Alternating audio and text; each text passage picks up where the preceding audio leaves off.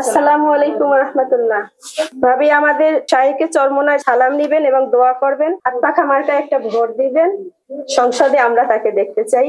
আমাদের জন্য দোয়া করবেন ইনশাআল্লাহ। বরিশালের নির্বাচনী মাঠে এবার দেখা যাচ্ছে এক ব্যতিক্রমী দৃশ্য। আসন্ন ত্রয়োদশ জাতীয় সংসদ নির্বাচনে ইসলামী আন্দোলন বাংলাদেশের নায়েবে আমির মুফতি সৈয়দ মোহাম্মদ ফয়জুল করিমের সমর্থনে ব্যাপক গণসংযোগ শুরু করছেন নারী কর্মীরা। ওমেন্স ক্যাম্পেইন ফর হাত পাখার ব্যানারে চলা এই প্রচারণার বিশেষ মুহূর্তগুলো সরাসরি আমাদের ক্যামেরায় ধরা পড়েছে। চলুন দেখে আসি মাঠ পর্যায় থেকে আমাদের বিশেষ প্রতিনিধির পাঠানো রিপোর্টে। সকাল থেকেই বরিশালের বিভিন্ন ওয়ার্ডে মুখরিত হয়ে উঠছে হাত পাখার স্লোগানে। তবে এবারের প্রচারণার ফ্রন্ট লাইনে রয়েছেন একঝাঁক নারী কর্মী। মুফতি ফয়জুল করিমের সংসদীয় আসনে ভোট প্রার্থনায় তারা পৌঁছে যাচ্ছেন ঘরে ঘরে।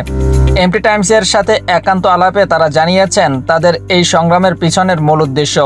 প্রচারণাকালে এক নারী কর্মীকে আমাদের প্রতিনিধি প্রশ্ন করেন কেন তারা এই তপ্ত রৌদ্রে উপেক্ষা করে রাজপথে নেমেছেন। উত্তরে এমপি টাইমসকে বলেন, বরিশালে একটা শান্তি এবং ন্যায় প্রণয়নের একটা আমরা নীতিবান একজন ব্যক্তিকে আমরা আমাদের বরিশালে এমপি হিসেবে আমরা চাই।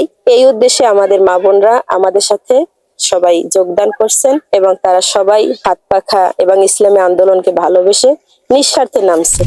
প্রচারণার সময় তারা কেবলই ভোট চাচ্ছেন না, বরং ভোটারদের দিচ্ছেন আধুনিক ও নিরাপদ সমাজ গঠনের প্রতিশ্রুতি।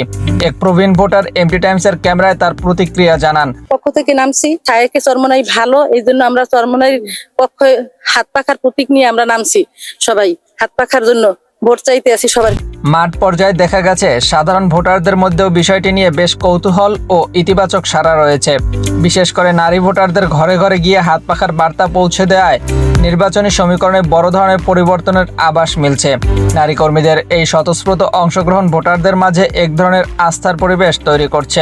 শরিয়াতের বিধান চালু থাক, শরিয়াতের উপরেই আমাদের দেশ চলুক, এর পক্ষে আমরা হায়ের পক্ষে। এই জন্য আমরা সবাই এই হাত পাখা হাতে নিয়ে আমরা মাঠে নামছি। ইনশাআল্লাহ আমরা শরিয়াতের পক্ষে আছি, থাকবো ইনশাআল্লাহ। 12 তারিখ পর্যন্ত আমরা মাঠেই থাকবো ইনশাআল্লাহ। বরিশালের এই নারী জাগরণ এবং ডোর টু ডোর ক্যাম্পেইন শেষ পর্যন্ত ভোটের বাক্সে কতটা প্রভাব ফেলে সেটাই এখন দেখার বিষয়। তবে রাজনৈতিক বিশ্লেষকরা মনে করছেন ইসলামী আন্দোলনের এই সুশৃঙ্খল প্রচারণা প্রতিপক্ষ প্রার্থীদের জন্য বড় চ্যালেঞ্জ হয়ে দাঁড়াতে পারে। Mahadi Hasan, desk report, MT Times.